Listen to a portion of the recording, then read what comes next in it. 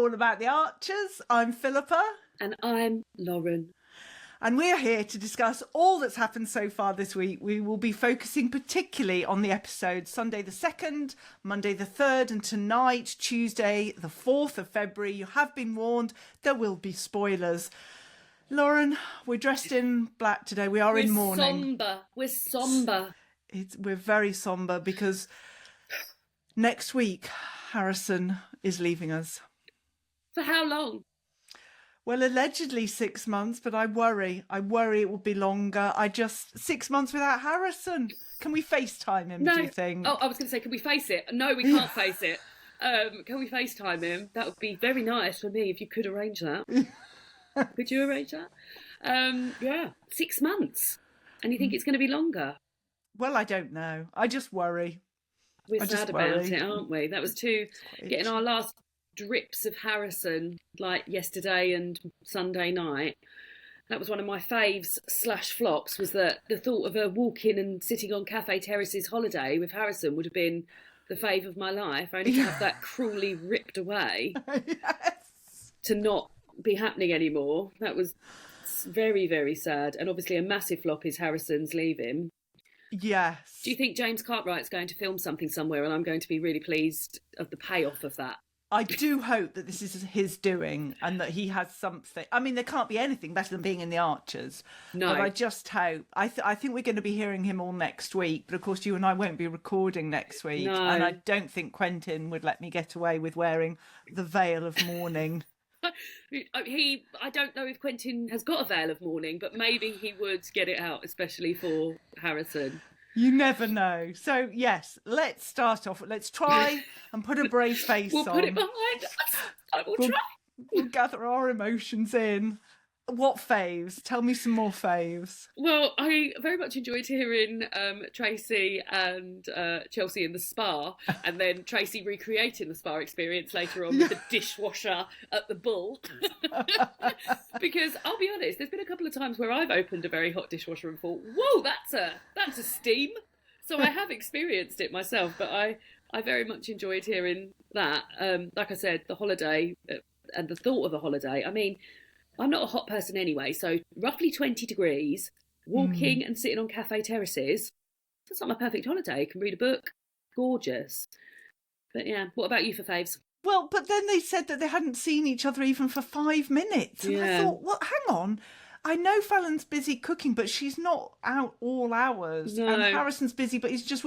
Surely they've had some time together. More than 5 minutes. Yes, they've got to have had 5 minutes. And that Radox moment made me a bit uncomfortable. Where me and David were laughing about it because he was like, "Oh, you look so gorgeous in that bath." And I thought, often I'm in the bath reading. That's where I'm going after this, to have a bath and read. And David brings me in a cup of tea, and often I'm hunched over my book, hair slicked back. I thought, oh, I don't know if I'm a vision like Fallon is in the bath. Not a bubbly Venus. Not a bubbly Venus. She's a hunched over little book goblin in the bath. And gorgeous with it, each to their own. But yes, I was a bit concerned where that was going. Yeah. And we were spared that. But the Botticelli's booking, ha ha ha. I know. I just feel, I don't know about you, but I feel Harrison loves Fallon so much. And she just has to say to him, "I don't want you to go." And he won't go. Because I was thinking, it's very nice to have a couple that obviously fancy each other so much, so far into their relationship. Like, that is nice to see. But there's not much communication there. I mean, that has been hugely evidenced in the last few months. But yeah, you're right. She'd only have to say, "Oh, is this a good idea?" Because it ain't a good idea. I mean... It's not going to... No. Predictions, but it ain't a good idea. Yes. I just want... And we've got to have Harrison. I'm sorry, I'm starting a petition. Harrison has to return. Yeah. I'm sorry, I'm not having this. But anyway, I don't think that this would be Harrison leaving. I don't think they'd ship him off for 6 months and then that'd be the end of it. I think we'd get more of a... I think, yeah, wouldn't they? Wouldn't they respect him more than that, than doing that? I know, don't think about the logistics. Just think about him in the Downton Abbey movie, which is what I'm hoping is going on. Let's talk about Wicket and Stumps. Oh, Wicket and Stumps. Quite like saying Wicket and Stumps. I mean, Linda's moved on very quickly from a week of high pressure pantomime to getting this article in and cricket.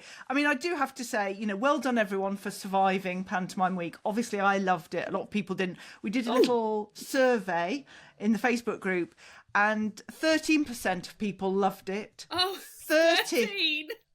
30% liked it. 44% of people didn't enjoy it.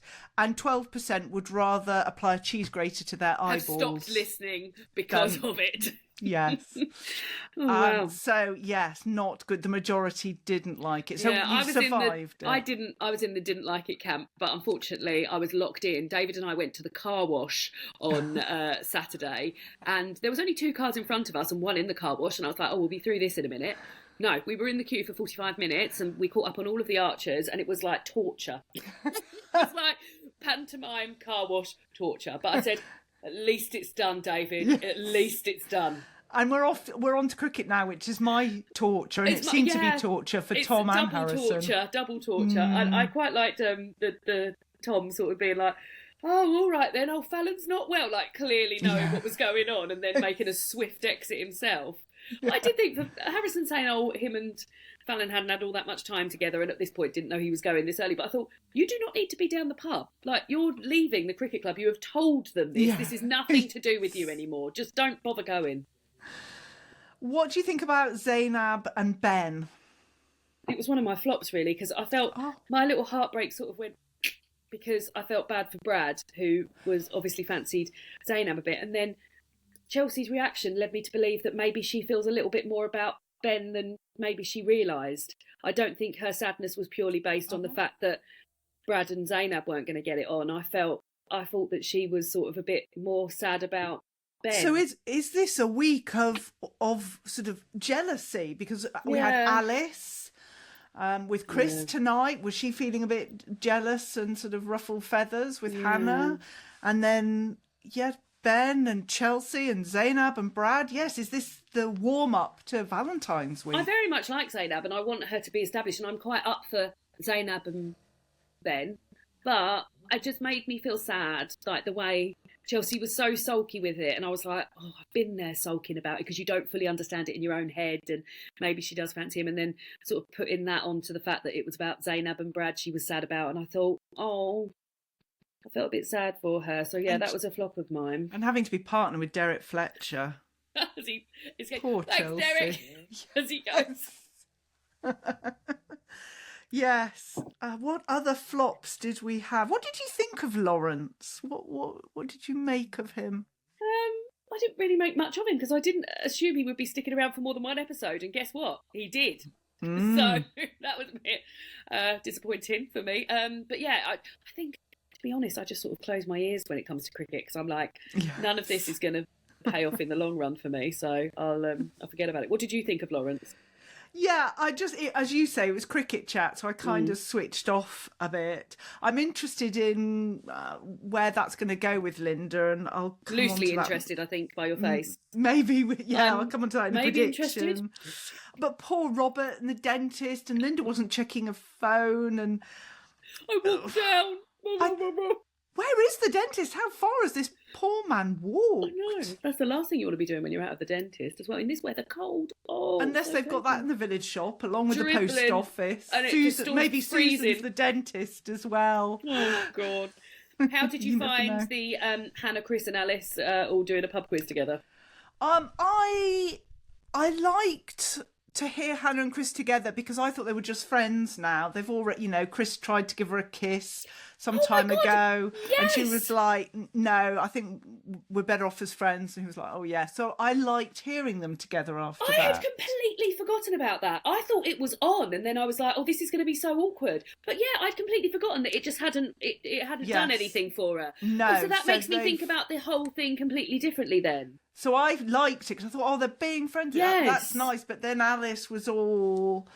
I always think it must be such a volatile environment to be in, the pub, as Alice. And I'm always like, what a decision to carry on attending places like that. Because, I don't drink. and I'm not an alcoholic, I just don't drink. And even when I'm in the pub, I'm a bit like, bombarded by drinking. So as an alcoholic, it must be insanely difficult to be in a... And also, you don't want to be buying drinks for people. If you're getting, a glass of tap water, you don't want to be buying drinks Alice that are 10 quid a head. Not Alice, Hannah said, didn't she? She said, oh, don't worry, we've done our own round, so you just sort yourself out. But I didn't know if that was, she's an alcoholic. I just felt she was very quick don't worry, we've done a round, as if it's sort of, treading... I'm not Hannah's biggest fan, but I didn't think that. I thought she was being like, you sort yourself out and then... But what an environment to be in, but... Yes. Oh, I completely forgot about that. Thank you for the reminder. And it was nice to hear we've had some literature references this week, Well, tonight. can I first ask you, Philippa, which leader known as the last King of Scotland overthrew the president of Uganda in 1971? Harrison. It was Idi Amin, and I did know the answer to that. Have you seen Last King of Scotland? Good. That's the only reason I did know that answer. And then name 3 books in the original trilogy by Susan Carter. Can you do it? Hunger Games, Catching Suzanne Fire. Collins, not Susan Carter. Susan Carter. As well as running the post office, the shop, and the dentist, she's now writing a trilogy set in a dystopian universe. Do you remember what order they went in? I think it's Hunger Games, Catching Fire, Mockingjay. It is Mockingjay, but I only knew about that as well because I have read them, but I could only firmly establish that it was Mockingjay last because they made that into 2 films, and I remember it being Mockingjay Part 1 and Mockingjay Part 2. And we had the mention to Siegfried Sassoon, the poetry and literature there. So talking of literature and books... We do just have to mention that on Saturday there will be a special episode, a book club edition, where myself, Lauren and Katie are talking about a book called The Archers Unseen by Julie Beckett. That'll be out on Saturday. It was great fun. We had a brilliant time. There's still time to read it, guys, if you can get it. Yeah. Get it read because it's good fun. Absolutely. Any other flops? Oh, food. Don't you flop out of that food. That's not a flop. We should be languishing in the food without Quentin here with his board up. And the minute I saw that this week was being written by Sarah Heher, I was like, yes, she's going to come through for us. And she did. Thank you, Sarah. We've got Sunday lunch, winter veg soup, cricket tea, lemonade, fruit juice, evening meal, pastry, pie pastry, cakes, chocolate brownies, nice biscuits, custard creams, double choc chip cookies, biscuits, sweet potato soup. I also got meat pies and I got, and this sounds delicious to me, salty snacks.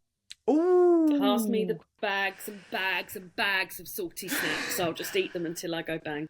But custard creams are the nice biscuits. No, they're not. They're languishing at the bottom of my tin. I'm not interested in them at all. If they're from Marks and Spencer's and they're drenched in extra thick chocolate, I'll have them. But otherwise, they're not. They're not ranked as the nicest biscuits. But I'd have taken the double chocolate chip cookies. Yes, but I would have. But there we go. So yes, sorry about that. Any other flops? No more flops apart from cricket. Big flop. Yes. Oh, and I'm just a bit worried about Rochelle's wellbeing event coming up with Brad doing mindful colouring. Bless him. Brad doing mindful colouring. Oh, adorable. I've gotten quite into... my algorithm on Facebook has been somehow hijacked by people colouring in what looks like exactly the same colouring book, but with like 3 marker pens, but making them look all different colours. I've got very into it. Every time I see it, I'm like, oh, let me have a look at that. I mean, I would be rubbish at it, but it looks lovely. My daughter's heavily into that, and these felt tip pens that you use are quite expensive, and you get like 300 of them. Yeah. I did just like one other thing when Tom referred to Natasha's juice company as a very high-end juice company. Yeah. You plonker, honestly. I know. Slipping that in. Shut up, Tom. Shut up. Star of the week. Do you know what? I haven't written a star or a twit. I first of all went for thinking there was no twits of the week for me this week. Everyone behaved quite nicely. Who do I want to give star of the week? Who do you give yours to? And I might base it on that. Oh, you haven't got one either. Oh, Harrison. Harrison, double star. It's got to be Harrison. We've got to give him the star of the week while we can. Yes. It's okay, Philippa. My tweet of the week is Derek Fletcher wearing a sweatband. There's no need for it. Oh, do you think it was a head one or like wrist? I thought it was. Oh, yes. No. David's got one of those when he plays tennis. Oh, sorry. I take it all back then. He looks quite cool in it, actually. Yeah. It's like light pink, blue and white, and it's quite retro. No, I take it all back. Derek Fletcher's then. not pulling that off. He's not. Okay. Am I still allowed that? Yeah. Thank you. Predictions. Well, I predict that I would have won the quiz. on the basis that I knew 2 of the questions, what seemingly was the first of the last question. I would be interested in your thoughts on this. I think it's still on the cards for Chris and Alice. Yes. I don't know when, but I think it's still on the cards at some point that it's going to happen. I think you could be right, you know. Yeah. And also, I think it's not on the cards for Fallon and Harrison by the time Harrison has tripped off somewhere. I don't know how it's going to end for them, but I can't see it being a Merry Christmas for the pair of them. I'll be keeping my veil ready then. Yeah. Oh dear. My predictions: Hannah will be cricket captain. Oh. So many couples will double book. Botticelli's will go out of business. And Valentine's Day, I think Lawrence is going to get the wrong idea, and he's going to have his focus on Linda. Yeah, yes. I did wonder that. But when Robert turns up dribbling, dribbling his teeth out. Now, tomorrow, Wednesday, on the Facebook group, you will have news of who our next interview is with and be able to post questions. So go on there. Saturdays, we said there'll be the book club episode. And next Tuesday, I'll be back on with Quentin. Until then, it's a goodbye from me. And a goodbye from me. Goodbye. Goodbye, everyone.